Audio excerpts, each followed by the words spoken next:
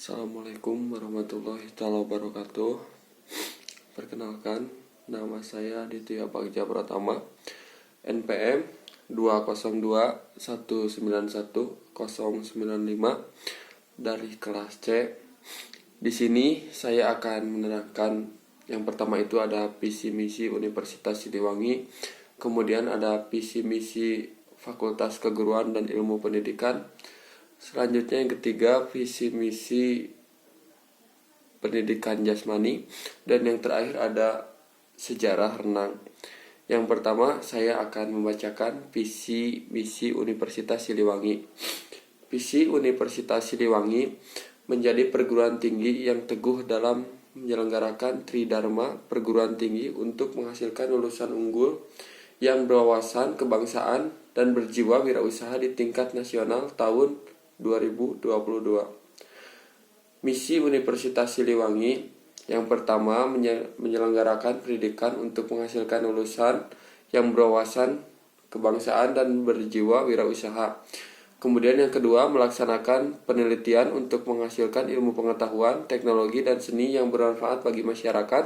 Kemudian yang ketiga ada melaksanakan pengabdian pada masyarakat sebagai wahana untuk mengimplementasikan ilmu pengetahuan teknologi dan seni hasil proses pendidikan dan penelitian bagi kesejahteraan masyarakat. Kemudian yang keempat ada melaksanakan kerjasama yang produktif, bermanfaat, dan berkelanjutan dengan lembaga di tingkat lokal, nasional, dan internasional. Kemudian ada visi misi Fakultas Keguruan dan Ilmu Pendidikan.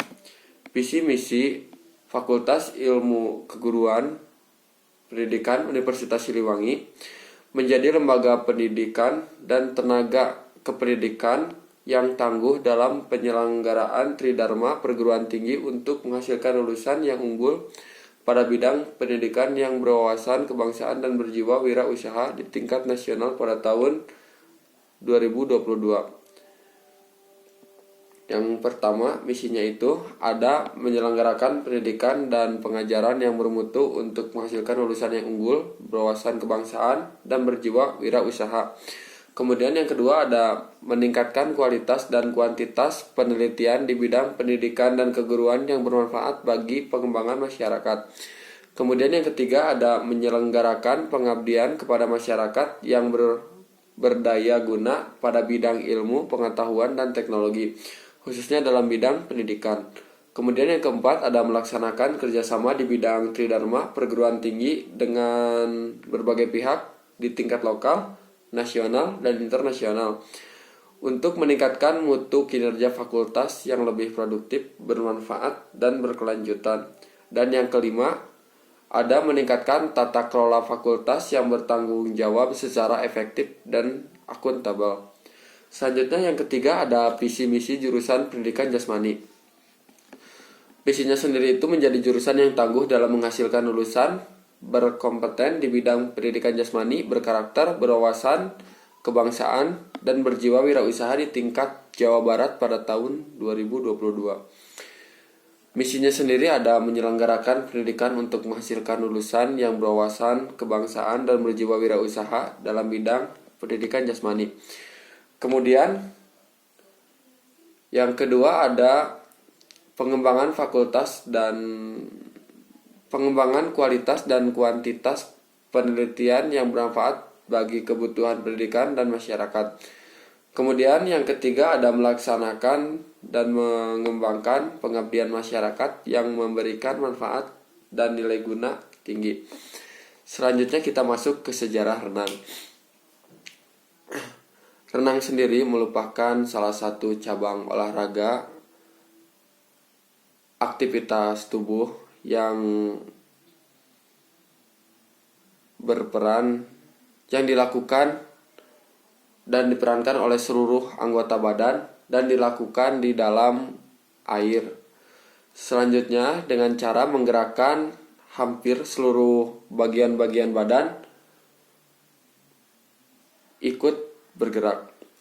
Renang juga menjadi salah satu olahraga yang paling banyak diminati di berbagai kalangan, mulai dari anak-anak hingga orang yang sudah lanjut usia. Renang olahraga yang menyehatkan semua bagian tubuh sehingga sangat baik untuk kesehatan tubuh. Di antaranya itu ada memperpanjang nafas, kemudian melatih nafas, kemudian ada untuk memperlancar peredaran darah. Selanjutnya itu ada memperkuat otot dan ada untuk membakar kalori. Kegiatan renang tidak hanya digunakan untuk sebagian atlet atau kejuaraan, melainkan kegiatan renang juga menjadi salah satu olahraga atau sarana sebagai refreshing. Renang memiliki sejarah yang sangat panjang dan terus berkembang hingga sekarang. Dikutip dari blog Kompas,